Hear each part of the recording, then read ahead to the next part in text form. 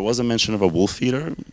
It was just a generalized boogeyman that kind of popped up in maybe 2 stories, and I just sort of took that word and went, how could someone come up with this legend? What did they see or think they saw in the woods one time?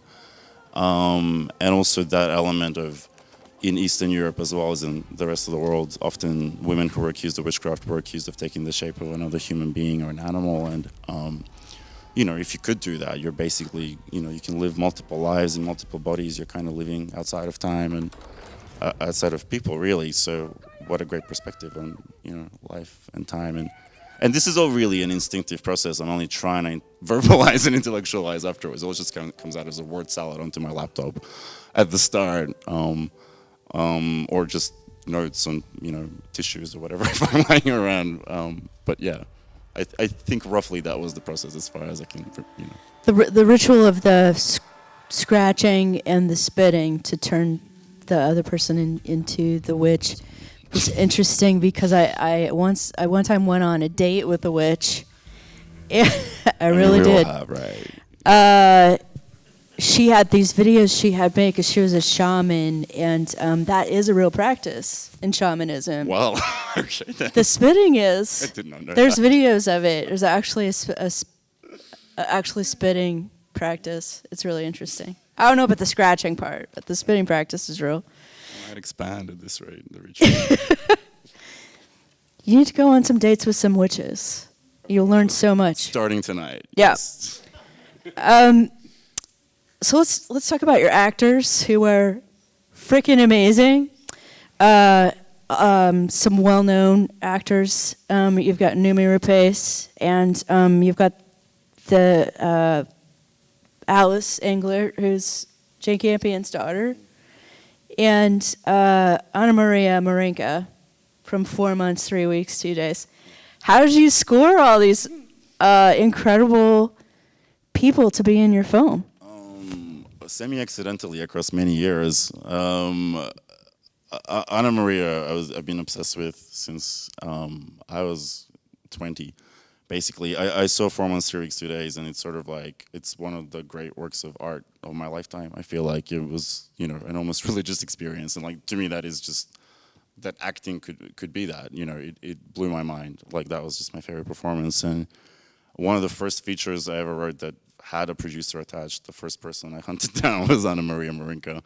That feature never worked out, but we met through that, and we've stayed friends ever since. And then, I didn't really write it thinking about her, but because I wasn't really thinking of anyone when I wrote it. But as soon as, I started picturing who could play this role, it was immediately her, because I feel like she can do very stylized and very raw, naturalistic acting, and both things feel equally real. Alice Englert I met in a talent lab, because as a filmmaker, I did not know who she was or that she was an actress. I remember making a fool of myself like a week later at some point, drunken at a party where someone had just told me she's Jane Campion's daughter. And I just pulled her aside. I'm like, you're Jane Campion's daughter? But she forgave me and we're still friends. And she's in the movie now. And Noomi, we met through, they have the same agent, her and Alice. That was a very short list of actresses who I thought would fit into the world and make financiers happy and make me happy, that I felt were raw and fearless. I actually don't know who else. Like I don't know. I think there was a short list that I came up with. That there wasn't much overlap with other people's short lists. But now I'm just like, I can't remember anyone other than Noomi, because who else could fit? Actually, I don't want to leave out Sarah Klamoska, who's no, Navina, who's the first. I could never leave her out. She needs to be in all of my movies. The first convert. So I was reading that you've been working with her for a long time. She was in my short film 4 years ago. That's when we met. And yeah, I mean, any movie, right? I'm gonna, like, she was. I knew she would be one of the roles, and hadn't decided on which one. It was sort of like collecting people that I connected to, who connected with the script, and then sort of see what they responded to most. Is Sarah, because she's the first, the one who does all the voiceover as well? Yes, and also because she speaks the voiceover Macedonian. is really amazing as well. Yeah. So let's just talk about working with them. How, because they had to be to give such physical performances. Them and the male actor who who I didn't write down, Carlotta Cota. who was also amazing. How do you help them get into character and play a character like this?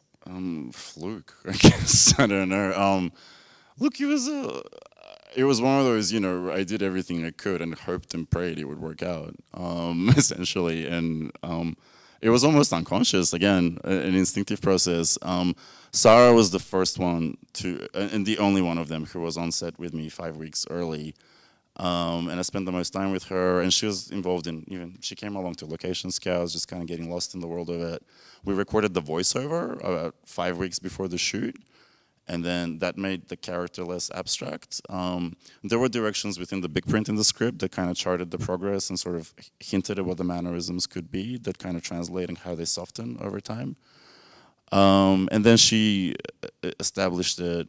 We also had a video reference of a particular person who grew up tragically in captivity and was found at age 13.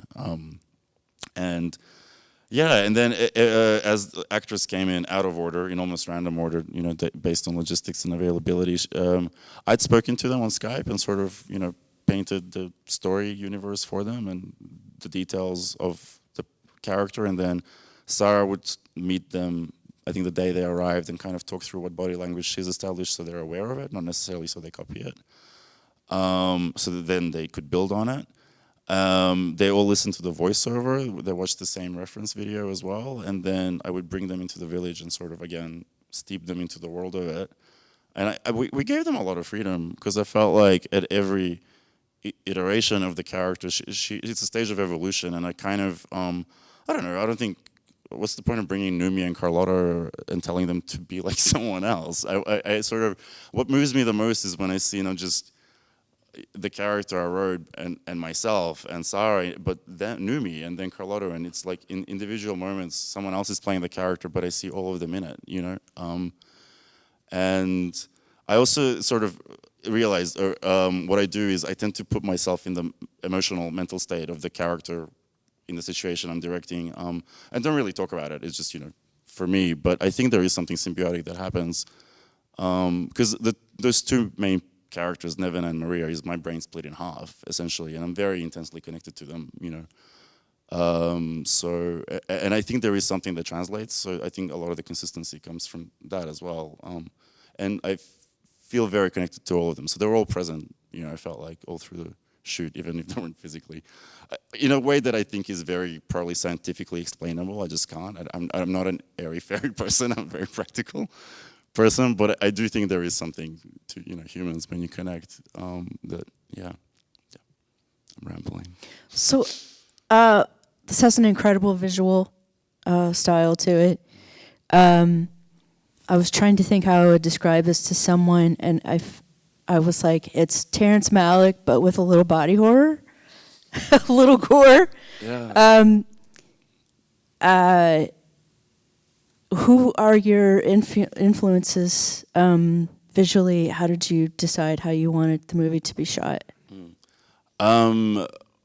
The principle we were working with was every person who came on board, and there were still people coming on board like 2 days before we wrapped because of the nature of the story. I was always saying, don't think of it as any other movie specifically. Think of it as if a fairy tale was based on a true story, we're making a documentary of that true story. And I mean, Terrence Malick came up as a reference for sure. I've been stunned at how that's by far the, obviously the dominant name that comes up. And I adore, I worship him, completely.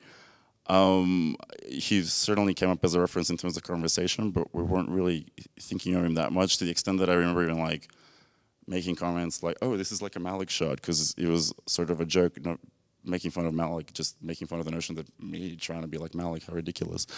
So then when the comparisons have started, I was like, what? And, not necessarily in a bad way. And then I watched this movie again, and I haven't seen it in 9 months, and I'm still like, my math is bad, 7 months.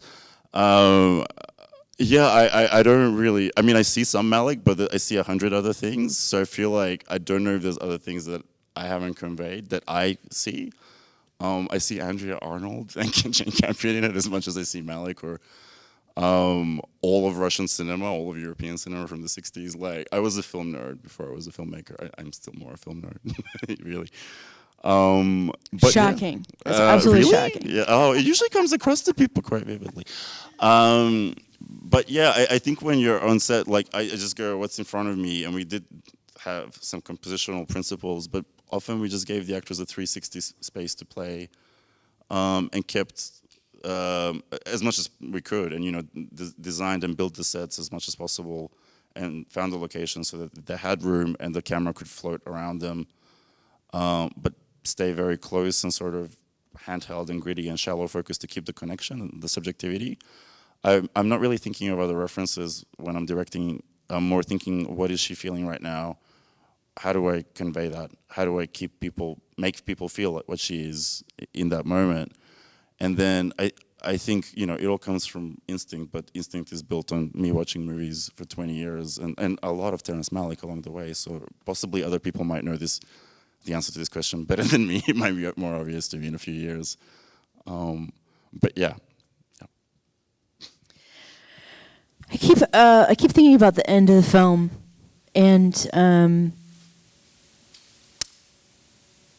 I don't want to make you explain themes of this movie or anything like that, but basically what Maria says at the end of the movie is, I don't understand why it was so easy for you. What, if anything,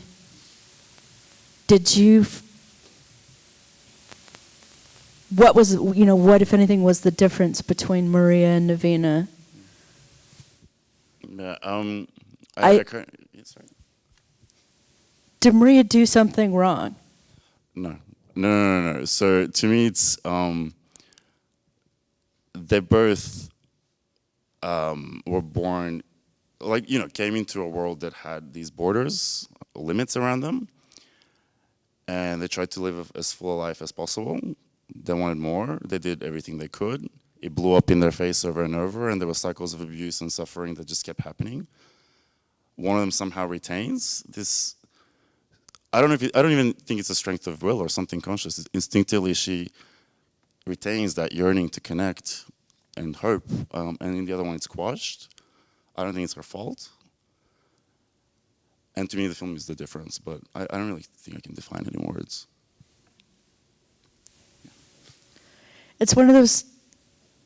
I think that the ending was very well done because it leaves you with so many thoughts and just piecing it out for yourself, and also comparing it to your own life. These two characters feel like people in life. They're witches, but they feel like people that we know, and they feel like ourselves. So it's would I be the Maria or the Navina? Would I give up? Would I be so despondent that my village tried to burn me that I would give up? I might, right? Yeah, no, I've had all of these thoughts. You can empathize with her so much, right? With Maria. I hope so. I mean, I sort of, the characters came to me together kind of thing, before I even thought of what the connection would be. So I don't know, I know Maria is sort of traditionally what would be seen as an antagonist, but I wrote her backstory in terms of, it all came kind of not in order. It was moments and things that somehow I tried to shape into a story in a hurry, in a particular moment, for a deadline I had for a story workshop.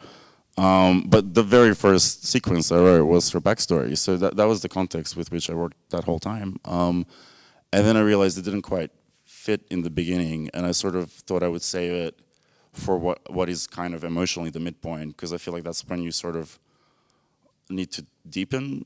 That's the opportunity to really deepen a world and a story, and I felt like that's where it actually almost transplanted itself so neatly. It was kind of surprising and a relief, because I didn't know if it would work. But I always started from a place of empathy with her, and that's when I cried the most. Really, she made me cry more than any of the others on set. So yeah.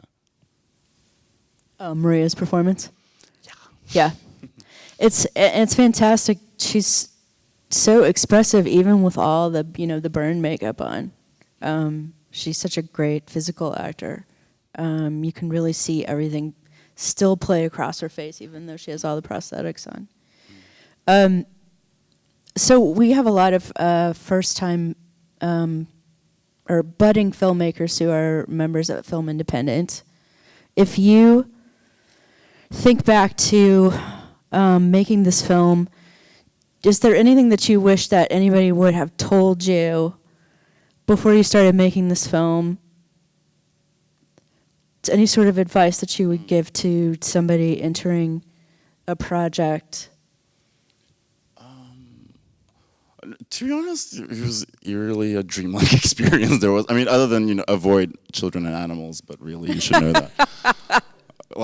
On day 2 of shooting, when we're, filming a very intense, or starting to film a very intense emotional scene, when the goats burst out of their enclosure halfway through the take and run into the mountain, and we have the 70-year-old shepherds chasing them across the mountain for half an hour, and it's raining, that's the moment that I'm like, yeah, no more goats, no more babies. But a lot of it is just really basic practical things. When you had a lot of animals and kids in this. I'm aware. Yes. That's the advice. I didn't think just you would use ever get CGI made. children and animals. Yeah, genuinely, that's the part. I mean, a lot of it really was an eerily positive experience. I mean, genuinely, all of us kind of felt like so lucky to be living it out, because it felt like we were living, this story out, and we were connected as people and, to the story world, that we're hoping the film is good, but it was already kind of worth it, So I was just happy to be making a movie, It's been 20 years. I've been, writing and directing shorts, and writing but not directing features. So it was hard to really feel badly or negatively about anything, and also don't remember a lot. I keep forgetting I actually dislocated my knee 2 days before the shoot. And I was in a brace the whole time and I had to keep running up and down the mountains and limping. But I forget about that. Now I forget about that. I think if you asked me during the shoot, I probably would have had a lot of advice. Right. But now it's all lovely, positive memory. I had an indie filmmaker tell me one time, because he had chosen to make a horror film for his first feature, he felt like that was the only thing that people wanted him to do after that. Do you feel like you will keep staying in the horror genre, or do you I've feel already like made my second film. It's a grungy gay love story set in the 90s in Melbourne. grungy gay love story? Yeah. It's very different. Is it edited? Can we see it? It's in sound mix. The reason I could come here is because the sound editor is just assembling so that I can fly in for the sound mix 2 weeks from now. It's premiering at the Melbourne Film Festival in a few months, and coming here, I can't reveal the details, but it will be getting a theatrical release. Oh, congratulations! Yeah, it's crazy.